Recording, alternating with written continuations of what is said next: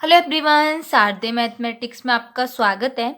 आज के इस लेक्चर में हम बीएससी थर्ड ईयर के फिजिक्स सेकंड के जो यूनिट फर्स्ट थे, मैंने इम्पोर्टेंट क्वेश्चन आपको बताए थे, उसका क्वेश्चन नंबर फर्स्ट का सॉल्यूशन देखेंगे। तो काफ़ी इम्पोर्टेंट होने वाला है लेक्चर। अगर आपने वो इम्पोर्टेंट क्वेश्चन वाली वीडियो नहीं देखी है तो आप सभी आई टैब पर क्लिक करके देख सकते हैं। और अगर अभी तक आपने मेरे चैनल को सब्सक्राइब नहीं किया है तो प्लीज़ सबसे पहले मेरे चैनल को सब्सक्राइब करें और मेरी वीडियो को लाइक भी करें। तो आइए बिना टाइम वेस्ट के अपनी वीडियो को स्टार्ट करते हैं। हमारा क्वेश्चन फर्स्ट है, वेब्राइस जालक से आप क्या समझते हैं?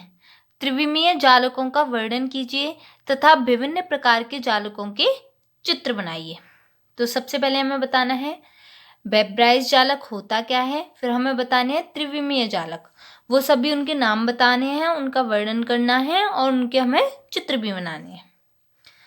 बात करते हैं सबसे पहले वेब्राइस जालक।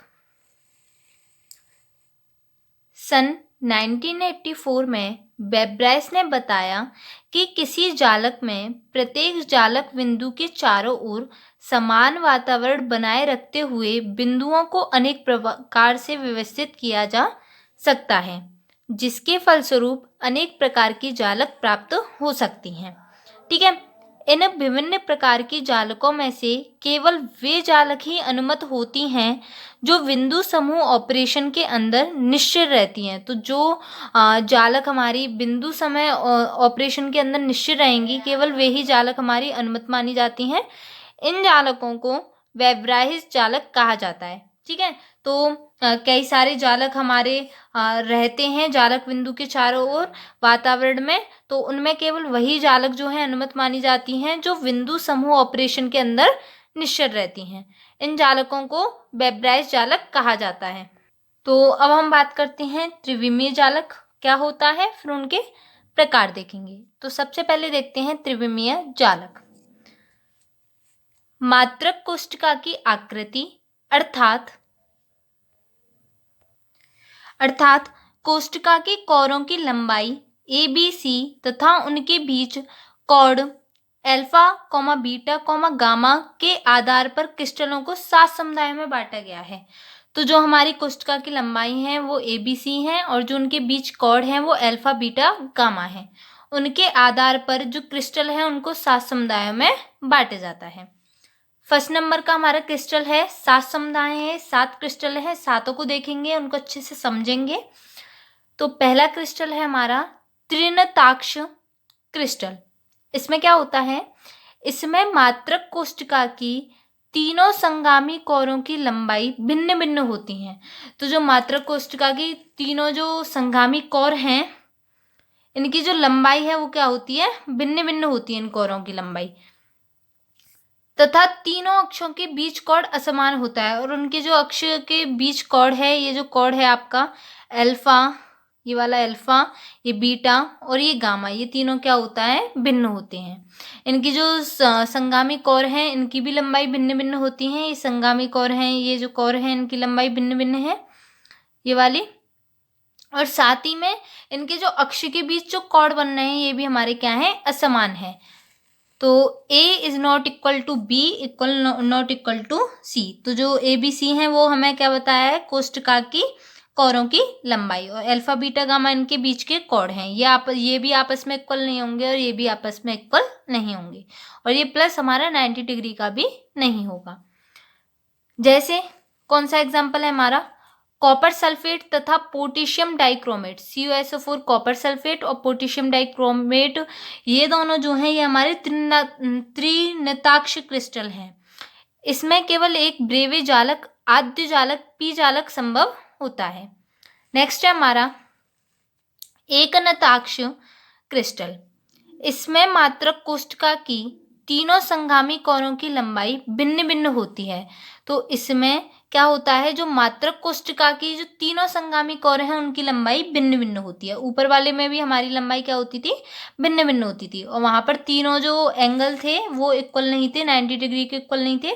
बट यहाँ पर क्या होता है हमारा, तथा एक अक्ष अन्य दो अक्षों के लंबवत होती है, लेकिन अन्य दो अक्षें परस्पर लंबवत नहीं होती हैं।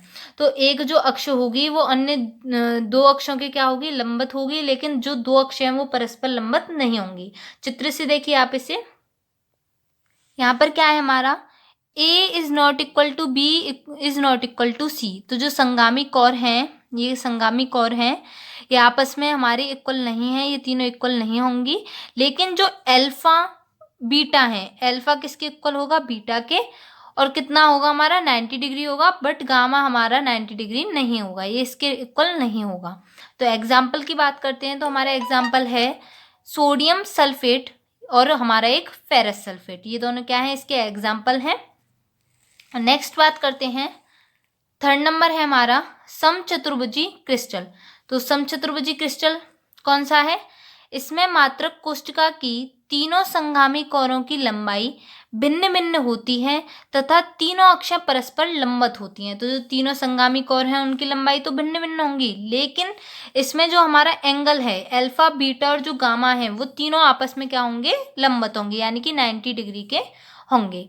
एग्जाम्पल देखिए आप, इसका एग्जाम्पल है हमारा बेरियम सल्फेट, और एक और एग्जाम्पल है हमारा पोटेशियम नाइट्रेट।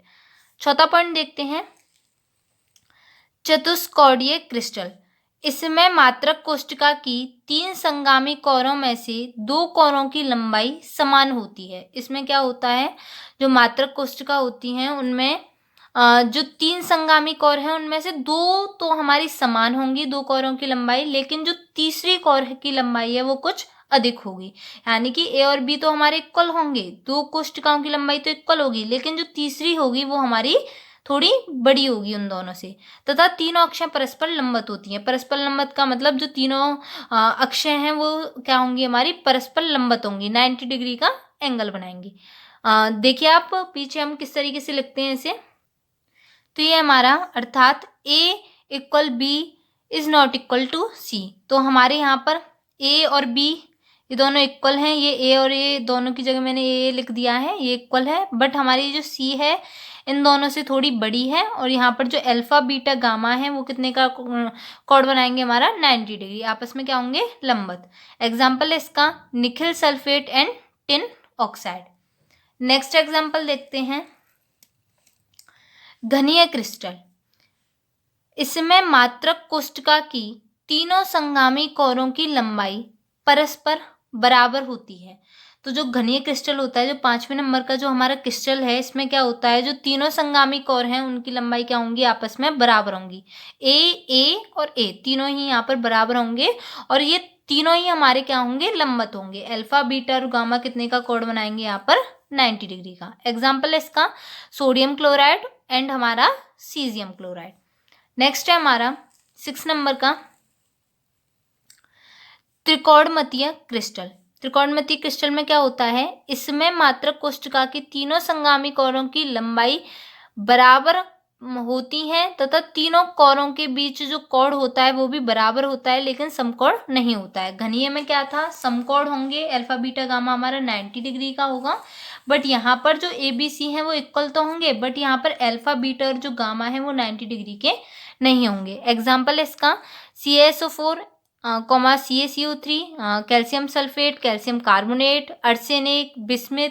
ठीक है, अब नेक्स्ट देखते हैं, हमारा लास्ट है षटकोणीय क्रिस्टल। तो षटकोणीय क्रिस्टल क्या होता है, इसमें मात्रक कोष्ठिका की दो संगामी कोरों की लंबाई बराबर होती है, लेकिन तीसरी कोर की लंबाई इनसे कुछ अधिक होती है। तो दो संगामी कोरों की तो लंबाई बराबर होंगी, लेकिन जो तीसरी कोर की लंबाई है वो कुछ अधिक होगी। इसमें दो अक्षों के बीच का कोण 120 डिग्री होता है तथा तीसरी अक्ष इन दो अक्षों के परस्पर लंबवत होती है। तो ए और जो बी हैं वो आपस में इक्वल होंगे, बट जो हमारा सी है वो इन दोनों के इक्वल नहीं होगा, वो कुछ बड़ा होगा इससे। और यहाँ पर अल्फा और बीटा जो है वो परस्पर लंबवत होंगे, 90 डिग्री के होंगे, और जो हमारा तीसरा कोण है गामा वो कितने का होगा, 120 का। एग्जाम्पल है इसका सिरका, सिल्वर, सिरका है, सिल्वर आयोडाइड है, जिंक है एंड कैडमियम है। ठीक है, आगे देखिए इसी में जो हमारा इम्पोर्टेंट क्वेश्चन नंबर सेकंड था वो भी इसी से रिलेटिव है। तो हमारा क्वेश्चन नंबर सेकंड क्या था, क्रिस्टल के 7 समुदायों के नाम लिखिए। क्रिस्टल संरचना में व्युत्क्रम जालक से आप क्या समझते हैं। तो यहाँ पर जो हमारा एक क्वेश्चन है, क्रिस्टल के 7 समुदायों के नाम लिखिए, इसमें क्या करना है आपको, अभी जो मैंने ये बताए हैं षटकोणीय क्रिस्टल और जो एकनाक्ष क्रिस्टल वगैरह, ये जो 7 क्रिस्टल हैं यही हैं, इसमें हमें यही लिखना है 7 समुदायों के नाम। इनके हमें डायग्राम भी बनाने हैं। तो अब हम इसमें बात कर लेते हैं कि जो क्रिस्टल संरचना में व्युत्क्रम जालक है वो क्या है, हम व्युत्क्रम जालक किसे बोलते हैं। तो व्युत्क्रम जालक की हमारी डेफिनेशन है, व्युत्क्रम जालक वह जालक है जो दी गई सीधी जालक के एक उभयनिष्ठ मूल बिंदु से विभिन्न समांतर तलों के समूह पर डाले गए अविलंबों के व्युत्क्रम बिंदुओं से प्राप्त होता है। तो जो व्युत्क्रम जालक है वो हमारा किससे प्राप्त होता है, व्युत्क्रम बिंदुओं से प्राप्त होता है, अविलंबों के व्युत्क्रम बिंदुओं से प्राप्त होता है। व्युत्क्रम जालक का प्रत्येक जालक बिंदु अपने संगत समांतर जालक तलों के समूह को पूर्ण रूप से व्यक्त करता है। तो ये हो गई हमारी व्युत्क्रम जालक की डेफिनेशन। तो क्वेश्चन नंबर सेकंड भी आपका कंप्लीट होता है। नेक्स्ट वीडियो में हम क्वेश्चन नंबर थर्ड देखेंगे। तो आप मेरे साथ ऐसे ही बने रहिए, मेरे चैनल को सब्सक्राइब करें और मेरा वीडियो को लाइक भी करें। Thanks for watching.